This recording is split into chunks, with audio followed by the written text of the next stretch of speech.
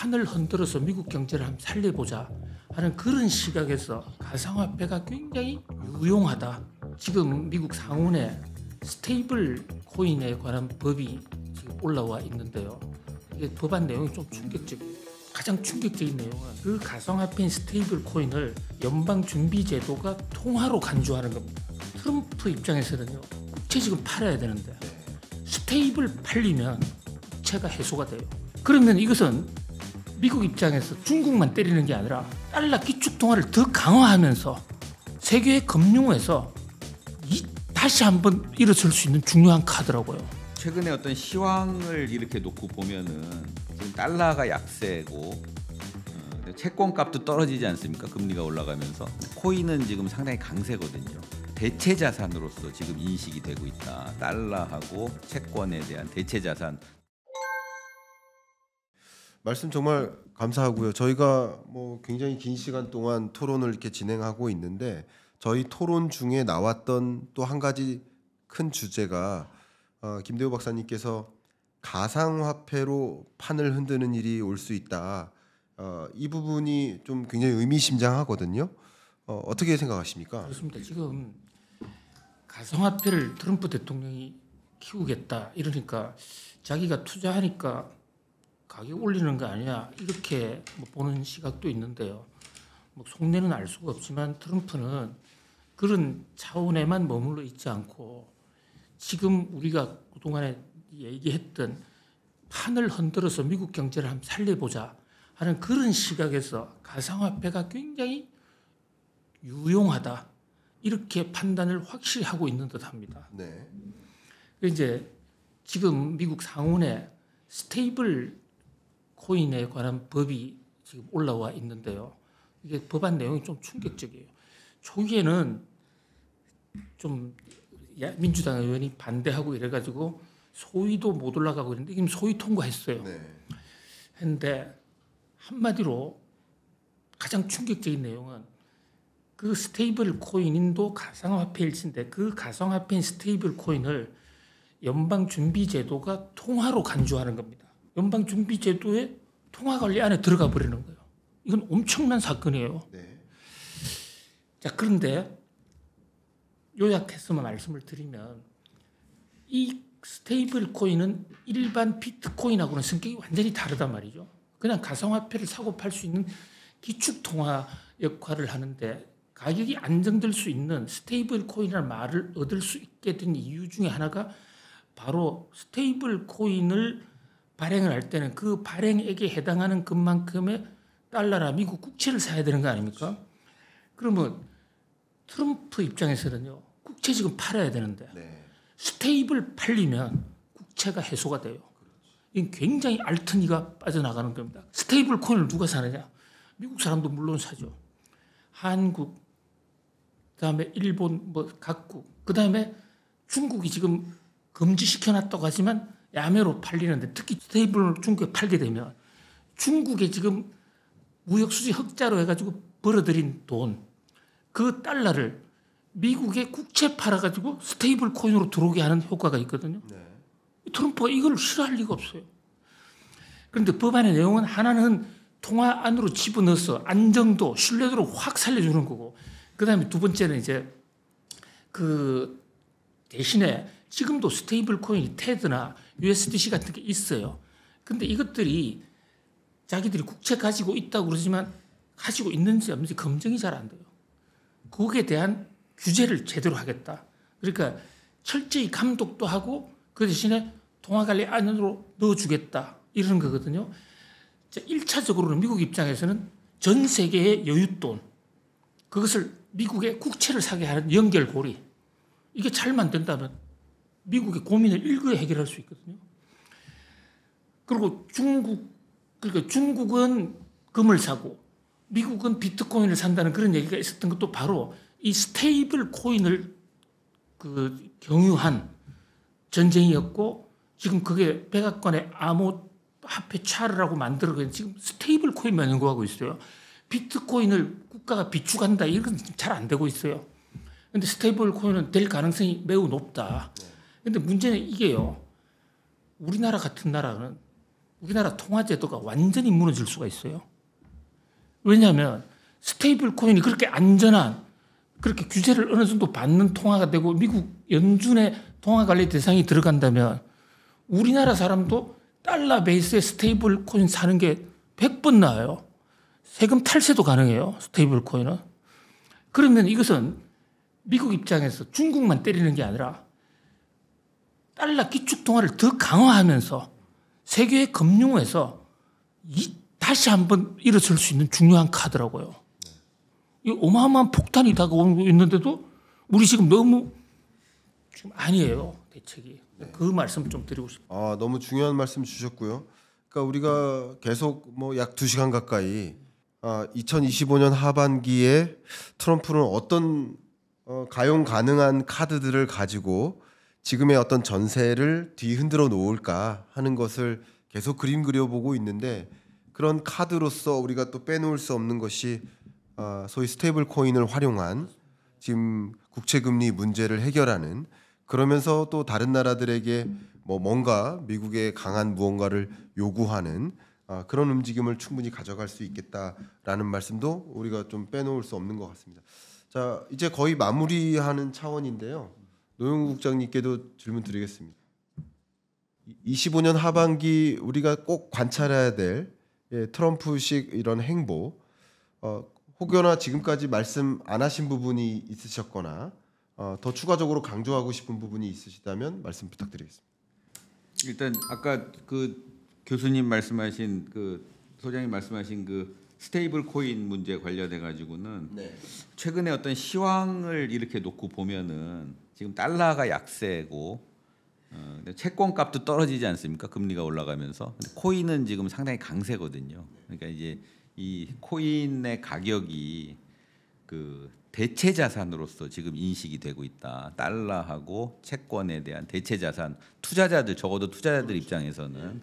그렇기 때문에 이제 코인을 통한 이 큰 그림, 트럼프의 큰 그림, 코인을 통해서 국채 문제를 해결하는 그런 것들이 시장에서는 지금 제대로 받아들여지지 않고 있는 것이 아닌가라는 것. 어쨌든 가격이 지금 거꾸로 움직이고 있으니까 그런 좀 생각이 들어서 그런 부분들 한번 말씀을 드리고 싶고요. 그다음에 이제 하반기 지금 말씀하신 하반기에 우리가 뭐를 지켜봐야 될 것이냐라고 하는 부분에 있어서는 저는 뭐 좀 한국 얘기 좀 드리고 싶습니다. 네, 그러니까는 이제 지금 저희는 이제 선거라는 게 있지 않습니까? 근데 미국은 이제 트럼프의 어떤 트럼프가 만들어가는 디자인해가는 국제 경제의 어떤 큰 질서, 거기에는 어떤 뭐 정치 군사적인 질서를 갖다 포함하는 그런 부분일 텐데, 우리나라가 거기에 대한 대응이 지금 너무 좀 뭐라 그럴까, 시기도 늦었고요. 시기도 늦었고, 그 다음에 거기에 대한 어떤 문제 의식도 좀 약하고, 그 다음에 우리나라의 어떤 정치 환경 자체에서도 그런 부분들이 전혀 제대로 대응할 수 없는 이런 환경들이 계속 이렇게 이어져서 저는 사실 한국 경제가 좀 걱정이 많이 됩니다. 그래서 이런 부분들이 앞으로 어떻게 헤쳐나가야 되고, 이번 대선 국면에서도 지금 뭐 저희 전혀 이슈가 안 되고 있지 않습니까?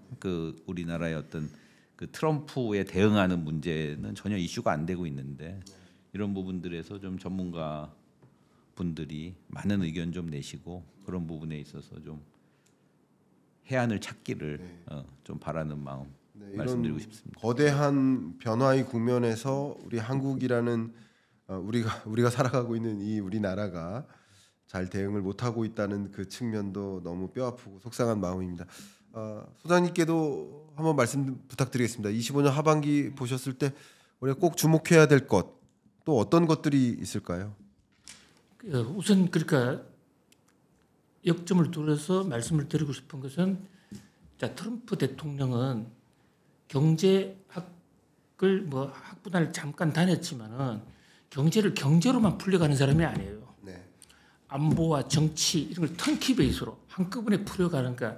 그래서 미국의 무역 정책이든 통상 정책 이것을 큰 차원에서 지정학적인 정치 경제 이걸 다 같이 해석을 해야만 풀린다. 그리고 우리나라 외교도 마찬가지죠. 그런 면에서 알래스카 문제, 뭐 LNG 개발한다 안 한다 문제도 그냥 단순하게 경제성이 있다 없다 요것만 볼 게 아니라 네. 좀 지정학적으로 좀 크게 볼 필요가 있다. 그 국민들도 마찬가지다. 저는 그런 말씀을 좀 강력하게 드리고 싶습니다. 저도 하반기 우리가 생각해야 될 것 의견을 드려보면 한국 경제로 좀 돌아왔을 때 저희가 이렇게 긴 시간 여러 트럼프에 대해서 트럼프의 정책에 대해서 세계 경제를 들여다보는 이유가 한국이 어떻게 대응했느냐 이걸 논하기 위해서 말씀 나눈 겁니다. 근데 저 같은 경우 바라보고 있는 뷰가 트럼프발 이 관세 전쟁이라고 일컬어지고 있는 이 교육 구조를 완전히 토탈 리셋하겠다라는 이 표현은 저는 우리나라의 기업들의 수출에 영향을 주기보다는 내수 영향을 준다라고 보고 있어요. 저의 뷰입니다. 이 부분 좀 말씀드리면 저도 정말 많은 기업들을 매일같이 만나고 있는데 이 경영전략회의 참석하거나 뭐 사장단, 임원단 생각해 보면 정말 열심히 사실 주판기를 두드립니다. 한국에서 수출하는 게 나을지, 미국에서 제조기지를 옮겨서 미국에서 생산량을 늘리는 것이 옳을지, 뭐가 더 우리 기업에 유리할지를 주판을 두들겨. 그리고 그렇게 해야 합니다, 기업은. 근데 중요한 것은 이 나가는 기업들은 대부분 대기업이거든요. 근데 대기업들이 나가고 난 자리는 어떡하냐는 것을 저는 끊임없이 강조하고 있어요. 소위 자동차 기업이 나간다. 그럼 그 완제품 생산하는데 2, 3만 가지의 부품이 들어가는데 2, 3만 가지 부품을 공급하는 업체들이 우리나라 중소기업들이거든요. 그러니까 이들이 계속 지금 산업구조 변화라든가 중국의 기술 추격과 추월 때문에라도 자리를 잃고 있는데 이 기업마저 해외로 나가면 그러면 이 우리 중소기업 소상공인 그 제품을 공급하는 수많은 공급업체 또 지역 상권에서 회식하고 편의시설 이용하고 하는 자영업체까지 이루는 이게 사실 우리의 내수 경제인데 저는 기업들이야 더 높은 수익성을 찾아 이동할 수 있지만 이동하지 않은 남은 국가는 어떡하냐 이거죠. 근데 이런 부분에 대한 재조정이나 이 부분에 대한 대응책은 고민되고 있느냐? 저는 개인적으로 이 부분에 대한 고민이 제일 많습니다. 그래서 가뜩이나 우리 오늘 촬영 직전에도 제가 한 기자분하고 30분을 통화했는데 내수 경기 침체 가지고 얘기하고 있어요. 지금 다 내수 경기 침체입니다. 그러니까 지금 가뜩이나 내수 경기가 침체된 상황에서 기업들이 이동하면 기업들은 뭐 유리한 판단을 해 나가겠지만 정말 이 남은 내수 경제 그리고 우리가 그동안 계획해왔던 기술 로드맵이라든가 이게 다 차질이 생겨요. 다 해외 직접 투자를 한국으로 끌어오고 하는 게 예를 들면 K반도체 클러스터 조성 이런 건데 아니 우리 대기업이 나가는 판인데 그걸 어떻게 조성해요? 그러니까 지금 기업들도 고민이겠지만 또 국가적으로 우리가 고민해야 될 것들이 많기 때문에 나갈 때 나가더라도 그 효용이 크니까 나갈 거 아니에요. 그 효용 벌어들이는 효용을 어떻게 우리 국가와 쉐어링할 것인지 아니면 나가는 만큼 해외 여러 다국적 기업들의 일부라도 한국으로 좀 유인할 것인지 이런 부분에 대한 큰 틀의 논의가 더 집중돼야 되지 않나. 그러니까 25년 하반기 무역 질서가 흔들리고 있는데 저는 오히려 내수 질서가 흔들리고 있다라는 부분이 더 중요하게 관찰해야 될 카드가 아닌가 하는 의견을 드립니다. 저희가 2시간여 토론을 진행했는데 끝으로 두 분께 뭐 토론에 참여한 소감 말씀 여쭙고 혹은 꼭 했었어야 되는데 못한 말씀이 있으시다면 말씀 노영우 국장님께 먼저 부탁드리겠습니다. 예. 저 오늘 저기 무엇보다도 이제 그 김대호 선배 제가 신문사에서는 선배라고 불렀기 때문에 네. 소장님이라고 계속 말씀을 드렸습니다만은 김대호 선배 뵈서 너무 좋았고 많이 배웠습니다. 그래서 뭐 앞으로도 많이 배우고 배우도록 하겠습니다. 감사합니다. 감사합니다.